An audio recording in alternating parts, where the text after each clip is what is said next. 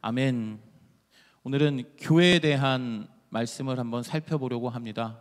초대교회의 모습들 이후에 사도 바울이 복음을 전한 그 지역들에 세워진 교회들이 어떤 모습으로 세워지고 어떤 모습으로 어떠한 일들을 역할을 했는지에 대해서 말씀을 통해서 조금씩 찾아보고자 합니다. 오늘의 본문은 두 개의 이야기로 나누어 볼 수 있습니다. 사도행전 20장 1절에서 12절까지의 말씀인데요, 1절에서 5절까지의 말씀을 하나의 이야기로, 그리고 6절에서 12절까지의 말씀을 또 다른 이야기로 구분하여서 각각의 말씀 안에 어떤 교회의 역할과 기능들이 있는지를 한번 찾아보고자 합니다. 사도 바울이 에베소라는 지역에서 복음을 전한 이야기가 사도행전 19장에 등장합니다. 은장색, 은으로 신상을 만드는 사람들의 우두머리였던 그 데메드리오라는 사람이 사람을 선동하여서 사도 바울이 복음 전하는 것을 방해하는 장면이 19장에 등장합니다. 아데미라는 시인을 섬기는 그들이 에베소에서 크다 아데미여, 크다 에베소여 하면서 이제 바울의 사역을 방해하는 장면이 19장에 나오고, 그 소동이 일어난 후에 바울이 에베소 지역을 떠나는 장면으로 20장 1절의 말씀이 시작이 됩니다. 바울은 에베소라는 지역을 떠나서 마게도냐로 이동하려고 합니다. 지명과 관련해서는 조금 어려우시겠지만 한번 설명을 해드리자면, 바울이 있었던 지역은 에베소라는 지역입니다. 에베소는 아시아라는 로마의 속주 안에 포함된 가장 커다란 도시 중에 하나였습니다. 제가 볼 때는 이쪽, 성도님들이 보실 때는 이쪽인데, 아시아라는 지역 안에 에베소라는 커다란 도시가 있습니다.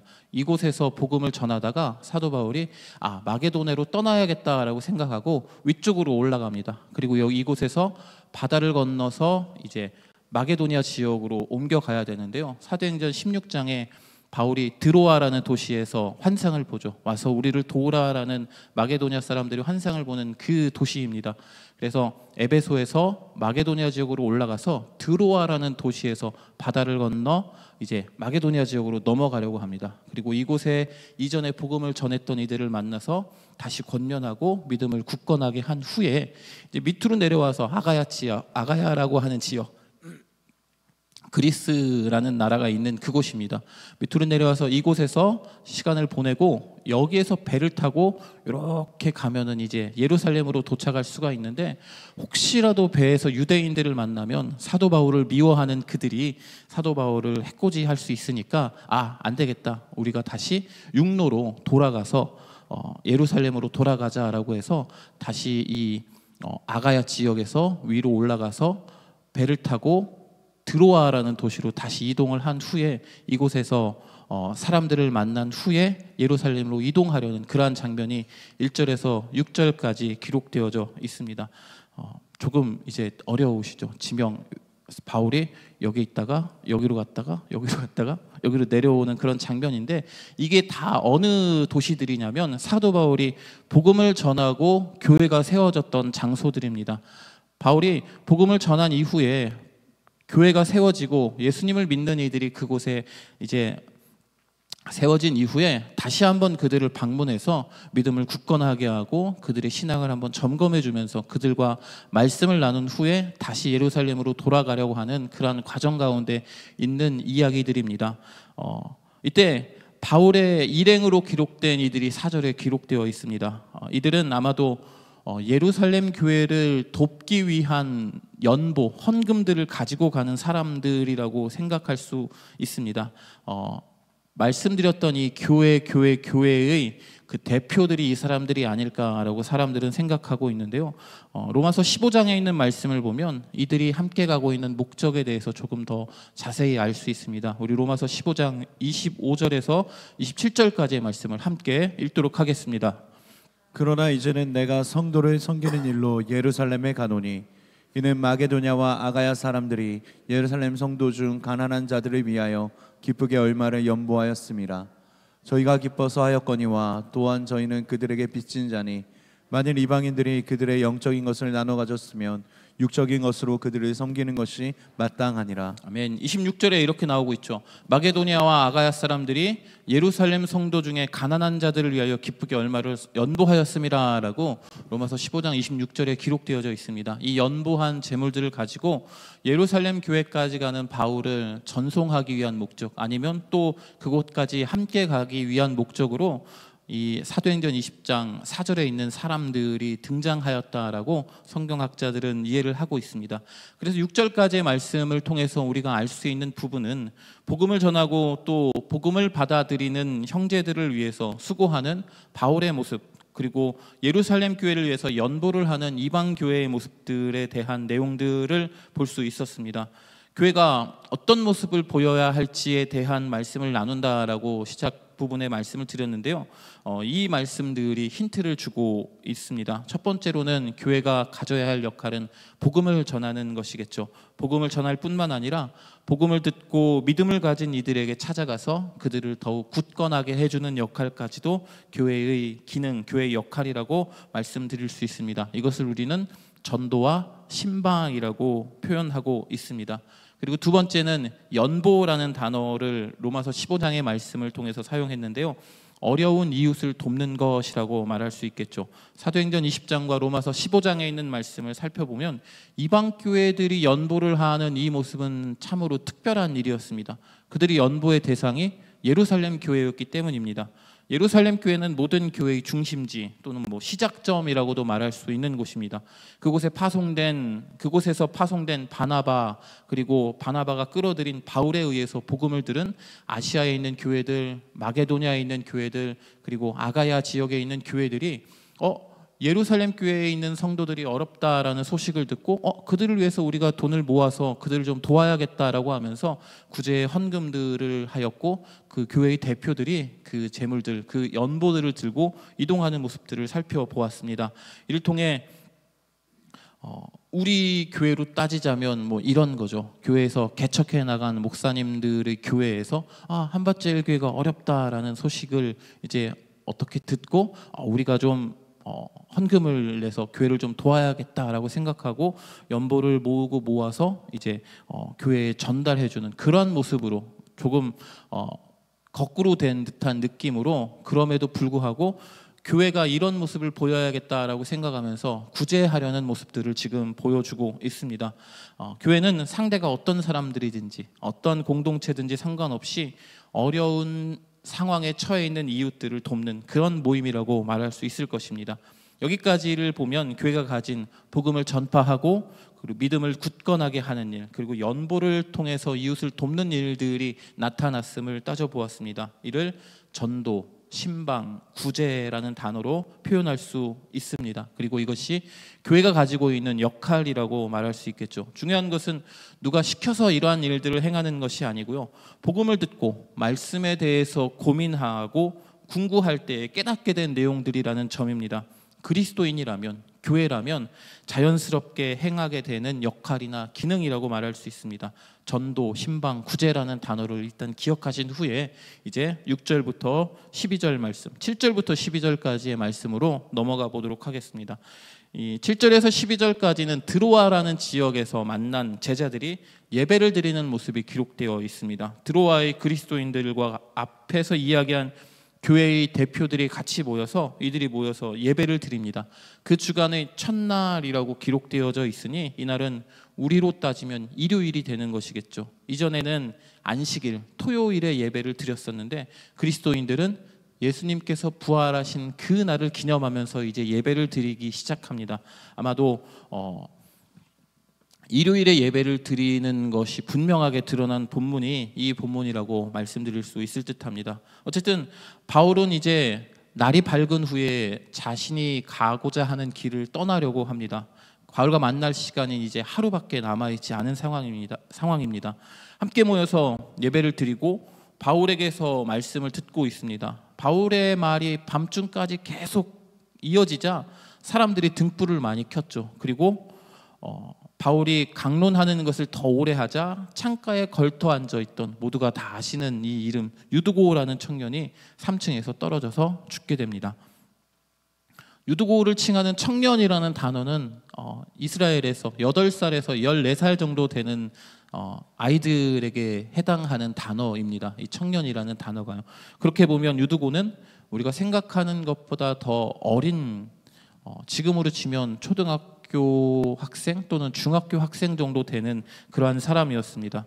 그리고 창가에 걸터 앉아 있었다라는 것을 보면 잠이 오고 졸리고 피곤하니까 서늘한 바람을 맞고자 그곳에 걸터 앉은 것은 아닐까 생각될 수 있습니다.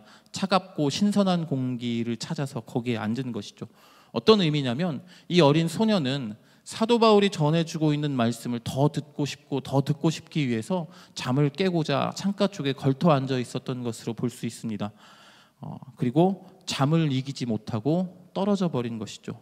예배 시간에 졸면 죽는다라는 이야기를 위에서 본문이 기록된 것은 아닙니다.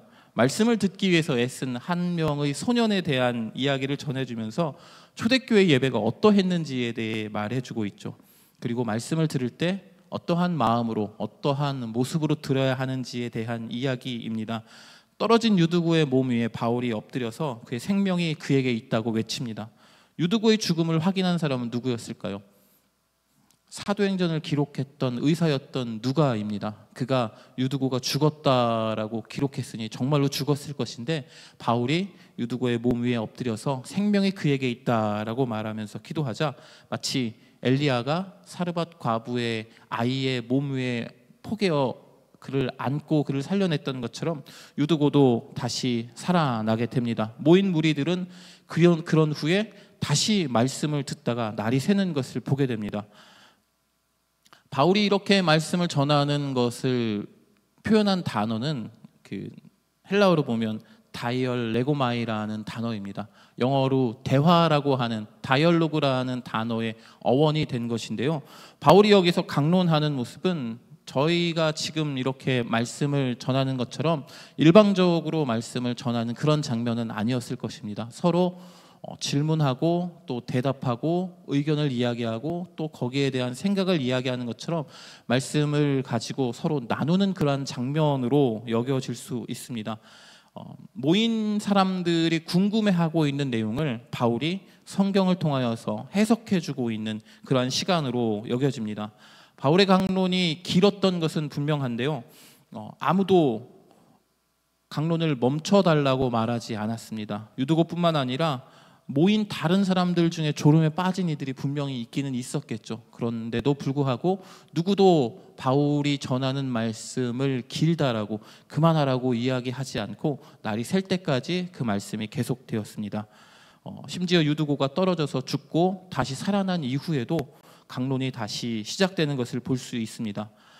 이곳 드로아라는 도시에 모여있는 이 교회의 성도들에게는 바울이 전하는 말씀이 너무나도 귀하고 원하던 것이었기 때문으로 보입니다. 비슷한 경험을 한 적이 있습니다. 언젠가 몇 번 말씀드린 것 같은데 중국으로 이제 청년들과 선교를 떠났습니다. 단기 선교를 떠났는데 그 캄보디아 위쪽에 있는 쿤맹이라는 도시에서 작은 봉고차를 타고 9시간 동안 산을 이렇게 올라갔습니다. 그리고 새벽에 도착했는데요. 그곳에 모인 그 묘족들이죠. 중국에 있는 소수민족 중에 묘족들 사역을 하고 있는 선교사님과 함께 갔는데 새벽에 다 모여가지고 저희를 막 노래를 부르면서 환영을 해주는 거예요.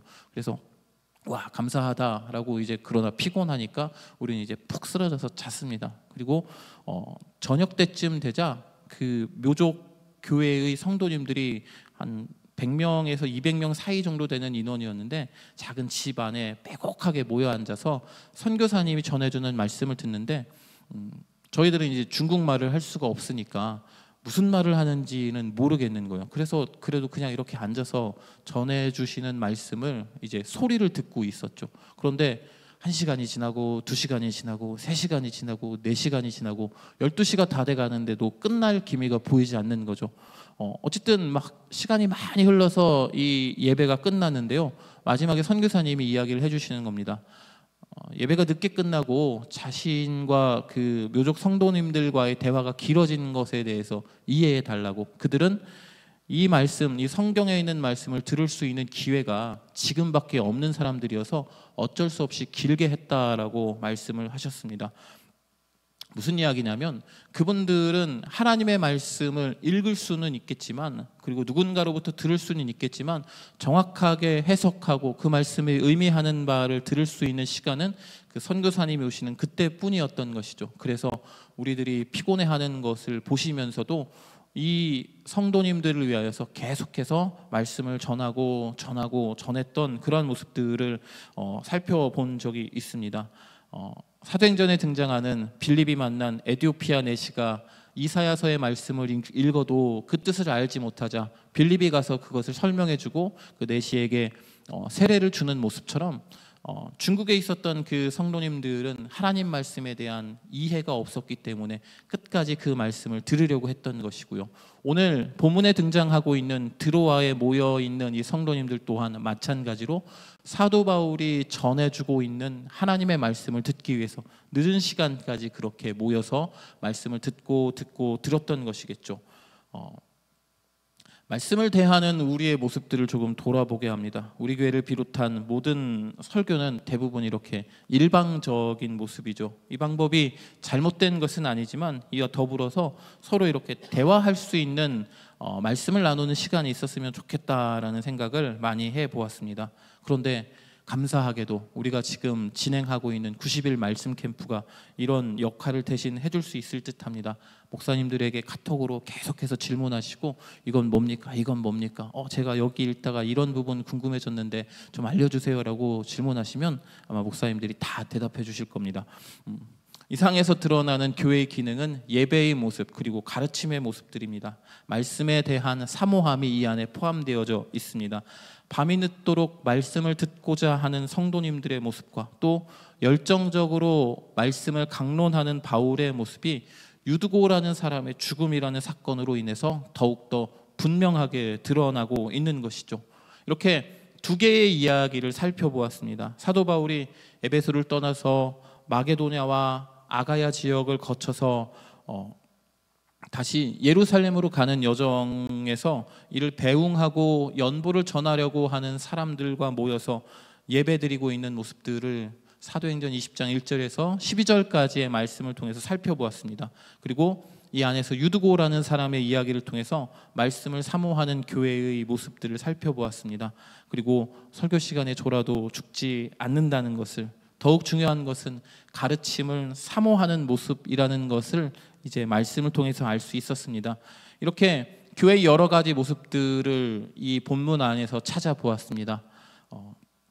복음을 전하고 또 믿음을 굳건하게 하고 연보를 통해서 이웃을 구제하는 모습, 그리고 예배를 드리고 말씀을 강론하면서 말씀을 가르치는 모습들을 살펴보았습니다. 이러한 모습들은 교회가 스스로 만들어가고 있는 모습이었습니다. 성령님께서 강림하신 이후에 교회들이 자연스럽게 세워지면서 그 역할과 기능들이 나타나게 된 것이라고 볼 수 있습니다. 하지만 분명한 것은 자연스럽게 나타난 것도 맞지만 교회의 머리이신 예수님께서 이 기능과 역할들을 정해주신 것이다라는 사실도 분명합니다. 무슨 이야기냐면 예수님의 말씀을 듣고 생각하고 순종하고 이 말씀이 어떤 말씀인지 고민하고 있는 그 모임이라면, 그러한 교회라면 우리가 본문을 통해서 살펴보았던 복음을 전하는 일, 그리고 복음을 들은 이들을 더욱 굳건하게 해주는 일, 이웃을 사랑하기 위해서 그들을 돕기 위해서 연보를 통해서 그들을 구제하는 일, 그리고 하나님께 예배드리는 일, 그리고 말씀을 가르치고 말씀을 배우는 일, 이러한 일들이 교회 안에서 자연스럽게 이루어질 수밖에 없다라는 의미입니다. 예수님의 말씀 안에 그 내용들이 다 포함되어 있었고 예수님이 머리이신 교회이기 때문에 이러한 모습들이, 이러한 행동들이 나타날 수밖에 없다라는 것이죠. 그래서 우리 교회에서도 동일하게 이러한 모습들이 나타나고 이루어지고 있습니다. 예수님의 말씀에 합한 모습으로 이 교회의 역할들이, 기능들이 더욱 깊게, 더욱더 분명하게 드러나기를 소망해 봅니다. 더불어 우리 다음 세대들이, 어제 담임 목사님께서 저녁 예배 마지막에, 오후 예배 마지막에 발표하셨는데요, 다음 세대들에게도 이러한 교회의 모습이 나타나기를 소망하는 마음에서 명칭을 조금 바꿔보았습니다. 어린이 교회, 청소년 교회, 그리고 청년부는 청년 교회로 지금 활동하고 있는데요, 원래의 명칭은 교회 학교였죠. 교회 학교라는 표현은 학교라는 단어가 이야기하는 것처럼 조금은 가르침에 치중되어져 있는 모습을 보여주었습니다. 이것이 교회가 아니라 학교라고 말씀드리는 것은 아니지만 그 안에 누군가를 가르치고 배우는 역할이 조금 치중되어 있었다라는 건 부인할 수 없을 것입니다. 이러한 모습을 포함해서 교회가 가지고 있는 우리가 살펴보았던 예배와 또 말씀을 가르치는 이 모습들, 그리고 복음을 전하고 복음을 들은 이들을 굳건하게 하고 구제하는 일까지, 또 다른 봉사의 일들, 또 선교의 일들, 섬김의 일들까지 모두 다 포함해서 이러한 모습으로 어린이부에 있는 친구들이 교회로서 세워지기를, 또 중고등부 학생들이 청소년 교회로서 올바르게 세워지기를, 그리고 우리 모든 교회가 그러한 모습으로 세워질 수 있도록 일단 다음 세대 교육부 친구들, 교육부에 있는 아이들 먼저 교회라는 명칭으로 조금 더 성경에 맞게, 예수님의 말씀에 맞게 세워지고자 애쓰고 있는 그러한 시기입니다. 말씀을 통해서 보게 되었던 교회의 모습들이 복음을 전하고 믿음을 굳건하게 하며 이웃을 구제하고 말씀을 사모하며 가르침을 사모하는 이런 모습들이 우리 교회에 더욱 분명하고 선명하게 나타나기를 소망합니다. 더불어 우리의 다음 세대들이, 우리 아이들이 속해 있는 어린이 교회, 청소년 교회, 그리고 청년 교회까지도 더욱 분명하게 이 교회의 모습들을 갖추어서 하나님의 뜻에 합한 교회의 모습으로 나아가기를 소망해 봅니다. 그러기를 위해서 성도님들께서 같이 기도해 주시고 같이 지지해 주시고, 또 우리 청소년들, 우리 주일학교 아이들을 위해서 같이 기도해 주시기를 부탁드립니다. 기도하시겠습니다. 좋으신 하나님, 감사합니다. 교회에 대한 말씀들을 살펴보았습니다. 복음을 전하는 그들의 모습들을, 복음을 들은 이들을 굳건하게 세우는 모습들을, 또 이웃을 사랑하라는 주님의 말씀에 순종하여서 연보를 통하여서 그들을 돕는 모습들을 살펴보았습니다. 더불어 예배하고 말씀을 사모하는 모습들을 살펴보았습니다.